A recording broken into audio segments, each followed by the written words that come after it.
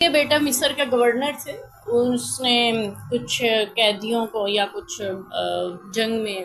لوگوں کو گرفتار کیا، ان کے ہاتھ پاؤں باندھ کر انہیں قتل کروا دیا۔ انہیں پتہ چلا تو کہنے لگے کہ اللہ کے نبی نے ایسے وحشیانہ قتل سے منع کیے،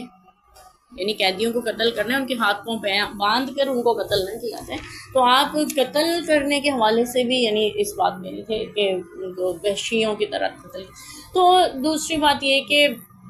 قسطنطنیہ اس دور کی سپر پاور روم جس کو کہتے تھے، آپ صلی اللہ علیہ وسلم نے اس کے بارے میں پیشین گوئی فرمائی تھی کہ حدیث کا کچھ مفہوم اس طرح سے ہے، میری امت کا وہ لشکر جو قسطنطنیہ پر حملہ کرے گا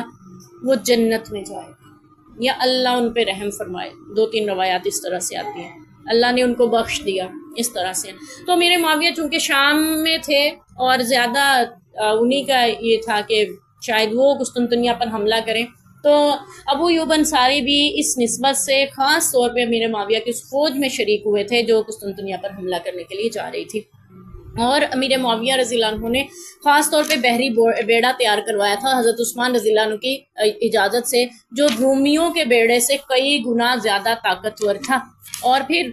اس میں یعنی جنگی بیڑا انہوں نے تیار کروایا تھا۔ اور پھر یہ ہوا کہ ابو ایوب انصاری رضی اللہ عنہ کے امیر معاویہ کی دنیا سے جانے کے بعد یزید کو نہیں، ان کی زندگی میں یزید کو انہوں نے بنا کے بھیجا تھا اس لشکر کا سپہ سالار امیر معاویہ نے۔ تو ابو ایوب انصاری رضی اللہ عنہ بھی اس میں شریک تھے اس جنگ میں، اور انہوں نے پھر بیمار ہو گئے تو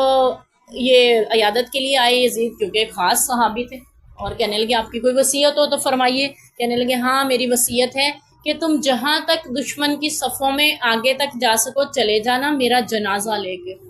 وہاں مجھے دفن کرنا، تاکہ میں قیامت کے دن ان لوگوں میں اٹھایا جاؤں جو قسطنطنیہ پر حملہ کرنے آئے تھے، یعنی قریب المرض تھے، مرنے کے قریب تھے۔ انہوں نے کہا کہ مجھے یہاں نہ مرنے دینا کہ میں یہاں اتنی دور مروں، مجھے پھر یہ اس رات کو ان کی وفات ہوئی تو ان کا جنازہ لے کے چلے، یہاں تک کہ قسطنطنیہ کی جو یعنی شہر کی دیواریں تھیں، فصیل جو ہوتی ہے اس کے کھدائی کی، انہوں نے وہاں پہ جا کے ان کو دفن کر دیا۔ تو جو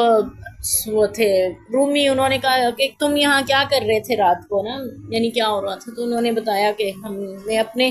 نبی کے ایک جلیل القدر صحابی کو یہاں دفن کیا۔ پھر یزید نے آگے بڑھ کے رومیوں کو مخاطب کر کے کہا تھا کہ ہم یہاں اپنے نبی کے صحابی کو دفن کر کے جا رہے ہیں، اگر تم نے ان کے مزار کی، ان کی قبر کی بے حرمتی کی تو یاد رکھنا پورے عرب میں تمہارا ناقوس نہیں بچ سکے گا، یعنی تمہاری عبادت گاہوں کو نہیں ہم زندہ چھوڑیں گے، وہاں پہ کوئی عبادت کرنے والا باقی، عبادت گاہوں کو اجازت ہے نا اسلامی